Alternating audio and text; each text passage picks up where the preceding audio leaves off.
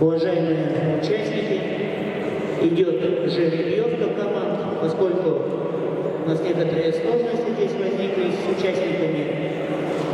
Буквально через 10 минут, когда уже команды будут проведены жеребьевки, мы начнем наш соревнование. Но могу сказать уже, что 8 команд у нас.